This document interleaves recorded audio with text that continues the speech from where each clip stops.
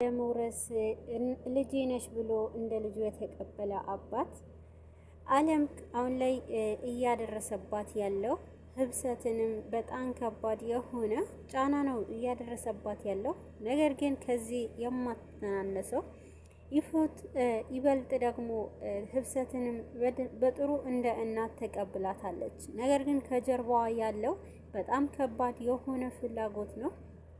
ህብሰት ምንም ነገር ሳታውቅ አሁንም የእናቴ ጓደኛ ናት በማለትና ሌላኛው ደግሞ አባቴ ነው ልክ እንደ አባቴ ነው ማየው ብላ የእናቷን ቃል ሰምታ እዛ ቤት ውስጥ ገብታለች። ነገር ግን ህብሰት ያጋጠማትንም እንደጠበቀችው አይደለም። ከሞቀው ቤቷ አውጥተው አሁን ላይ ያኖሯት ያሉት በውስጡ ግን በጣም በድብቅ እሷን እንድታብድና እሷ ደግሞ እየተዳከመች እንድትሄድ ነው እያደረጓት ያሉት። በዚህ መሀል ግን በአምላክ ይህንን ነገር አልወደደውም። በአምላክ የምታደርገውና እህቱ ይፍቱ የምታደርግባትንም ክፋት አሁን ላይ ተቃውሞ ነው ያለው። በሌላኛው መልኩ የበለጠ አባቷ ነኝ አትንኳት እያለ ያለው አለምንም ከእናቷ አደራ ተቀብሎ ነገር ግን የድርጅቱ ሀብትና የድርጅቱ ስም በራሱ ለማዞር የሚታገለው አባት የህብሰትንም ህይወት አደጋ ላይ እየጣለባት ነው ያለው። ህብሰት እንግዲህ እናቷ ከሞተች ገና 1 ወር እንኳን ሳይሞላ ነገር ግን እናቷ አደራ ብላኛለች፣ ስለዚህ ብሎ እሱም ወደ ራሱ ቤት ነው እየወሰዳት ያለው። ነገር ግን ቤቱ ከወሰዳት በላይ የበለጠ በውስጡ የሚስቱ ወንድም በሌላኛው ጎን አሳምኖና ወረቀት እንድትፈርም እያደረጋት ይገኛል። በዚህ መሀል ግን የሁለት ባልና ሚስቶች ያልተዋጠለትንም ሁኔታውን በአምላክ ምንድነው የሚፈጠረው ካሁን በኋላ እች ልጅ መቼ ነው የምትነቃው እያለ ነበረ። በዚህ መሀል ግን ከባድ የሆነ ነገር ነው የተፈጠረው። በአምላክ እንግዲህ በእህቱ ወጥመድ ነው የገባው።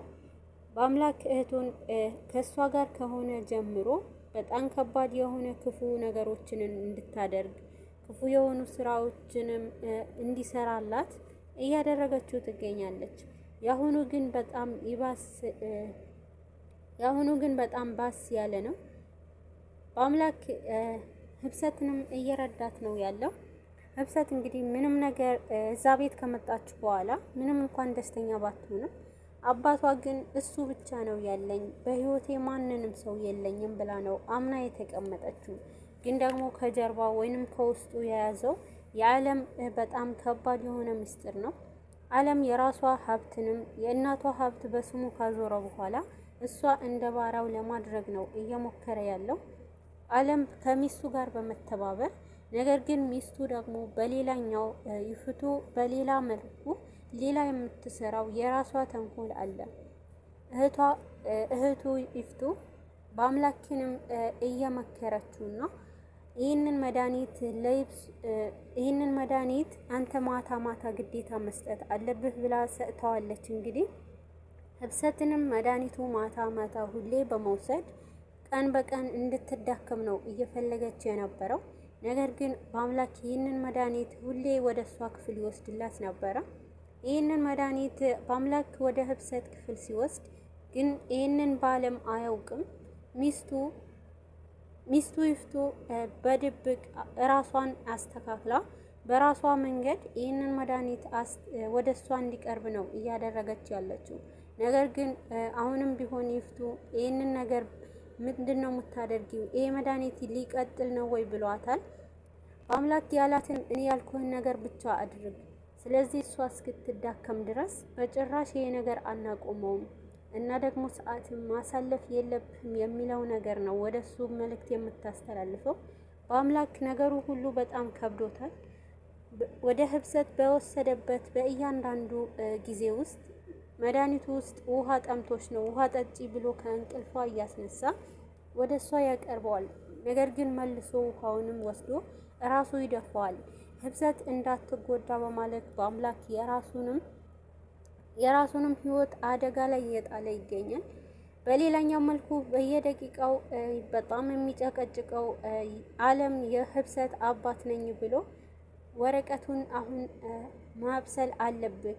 ወደ እሷ ሄደክ ወረቀቱን እንድትፈርም ግዴታ ማድረግ አለብህ። ምን እያደረክ ነው?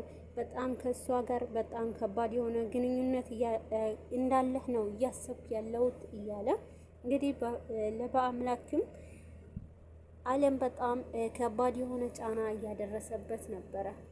በዚህ መሀል ባል ያላወቀውንም የይፍቱ ከባድ የሆነ ሚስቱ በሌላው መንገድ ራሷ መንገድ ተጠቅማ እንግዲህ ህብሰትንም ለራሷ በራሷ ከባሏ ሌላ ተቃራኒ ሆና ህብሰትንም መጣል ነው የፈለገችው።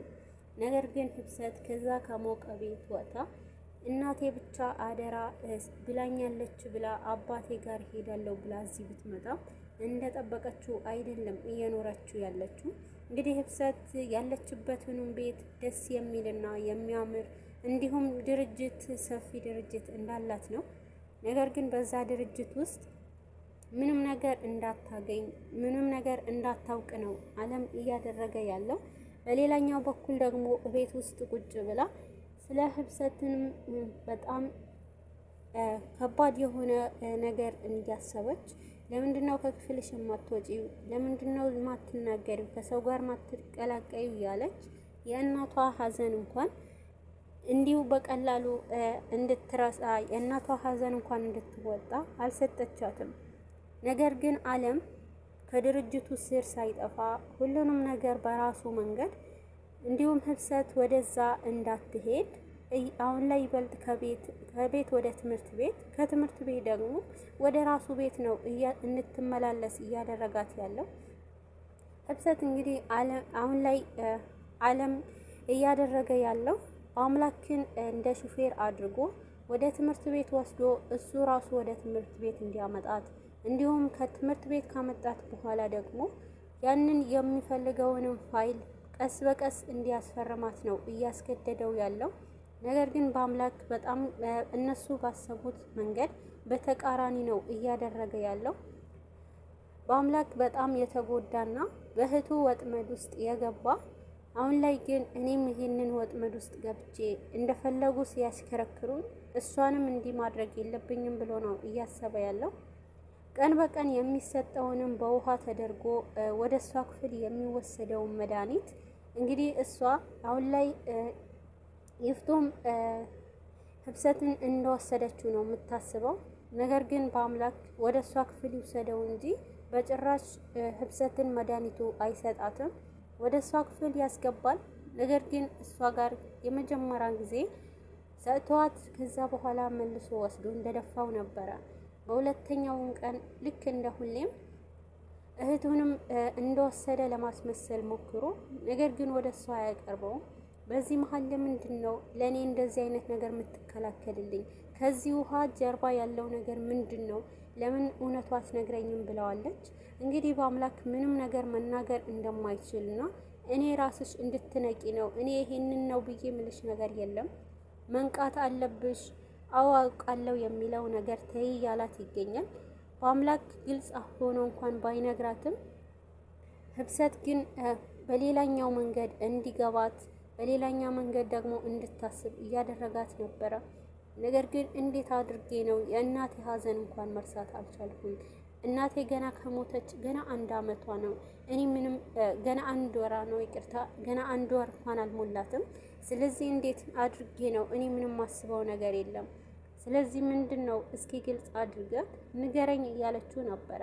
ነገር ግን በአምላክ እኔ ምንም ግልጽ አድርጌ የምነግርሽ ነገር የለም። አሁን ላይ ማወቅ ያለብሽ ነገር ቢኖር ይሄንን ውሃ እንዳትጠጪ ማድረግ ነው። ሌላኛው ደግሞ አንቺ እዚህ ቤት መምጣትሽ ላንቺ ምንም አይነት ጥሩ ነገር እንደሌለው ነው ብሎ ነው የተናገራት። በዚህ ጊዜ በጣም እልቅስ ስትል ነበረ ህብሰት በጣም እያለቀሰች ምንድነው የሚፈጠረው? ቆይ ምንድነው የምሆነው?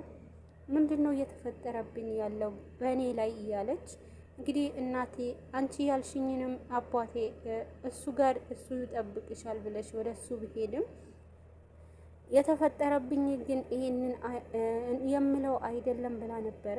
እናቷንም በሞት መንፈስ ውስጥ ስታነግራት የነበረው። አሁን ላይ በአለም እንግዲህ ወደ ህብሰት ክፍል ሄደዋል። ወደ ህብሰት ክፍል ሲሄድ ግን ልክ እንደ ሁሌም በሩ እያንኳኳ ነበረ የገባው። ነገር ግን በዛን ሰዓት ህብሰት የመሰላት በአምላክ ወደ እሷ ክፍል የገባ ነበርና በሩ ሲንኳኳ እንዴት ዛሬ በሩ ማንኳኳትን ለምደሃል እንዴ? ስርዓት ዛሬ ስርዓቱን ተምረሃል የሚለው ነበረ እየቀለደች የነበረው።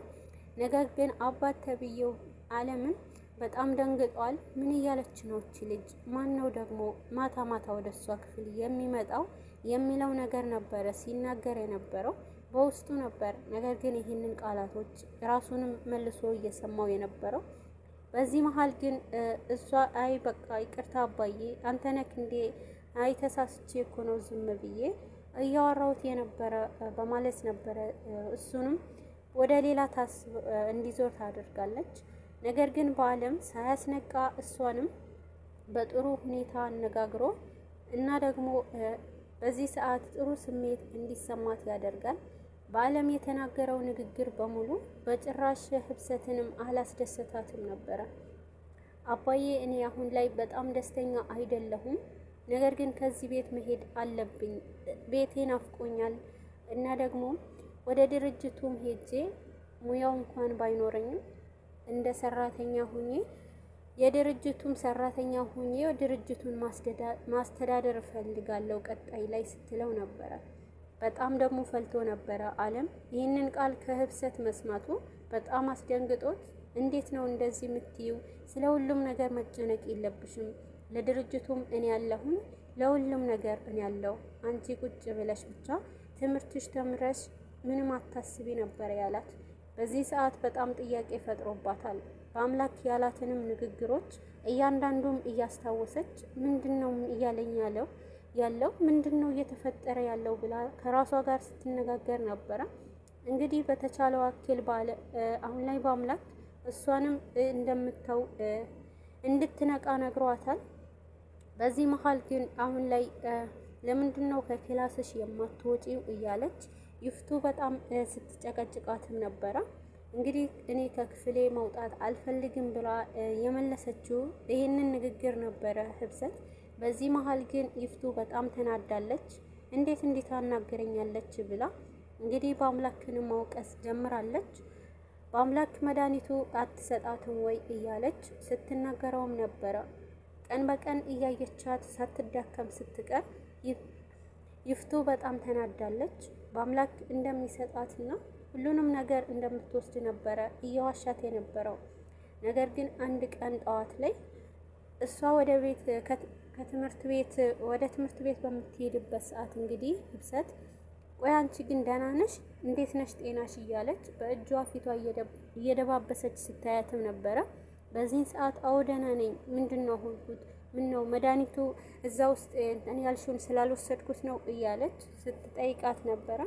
በዚህ መሀል እንዴት ነው የጠገብሽው? ባክሽ ጠግበሻል እያለች በጣም ስትሰድባትም ነበረ። በዚህ ሰዓት ግን እኔ ምንም አላልኩም፣ ከኔ ምንድነው የምትፈልጉት? እኔ እኮ አይደለም የመጣሁባችሁ እናንተ ናችሁ ብላ ነበረ የተናገረችው። በዚህ መሀል እጇን አንስታ ልትመታት ስትል እንግዲህ በአምላክ ደርሶ ህብሰትንም አድኗታል ማለት ነው። በዚህ መሀል ግን ህብሰትንም ተረጋጊ ብሎ ይፍቱንም ህብሰት ይዟት ወደ ክፍሉ ገብቷል። ነገር ግን በዚህ በአምላክ ወደ ህብሰት ከመምጣቱ በፊት መጀመሪያ ላይ አለምን አግኝቶት ነበረ።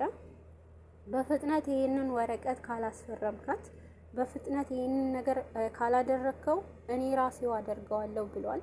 እንግዲህ በአምላክ ማናቸውም እንኳን ወደ ህብሰት እንዲጠጉ አላደረገም። እህቱ ይፍቱ ወደ እሷ እንዳትጠጋ እኔ እየሰጠዋት ነው፣ እኔ እሰጣታለሁ ነው እያለ የነበረው። ነገር ግን አለምን ይህንን ነገር ወረቀቱ ማታስፈርማት ከሆነ እኔው ራሴ ነው በፍጥነት አስፈርሚያት የማደርገውን ራሴን የማውቀው ነበረ እያለው ነበረው። በዚህ መሀል ግን በአምላክ በፍጥነት ራሴው አስፈርማታለሁ፣ ስለዚህ አንተ ምንም መጨነቅ የለብህም ብሎ በዚህ 2 ቀን ውስጥ አስጨርሼ እሰጣለሁ ብሎ ነው የተናገረው። በዚህ ሰዓት እንግዲህ በአምላክ ወረቀቱን ይዞ ወደ ህብሰት ይዞላት ገብቶ ነበረ።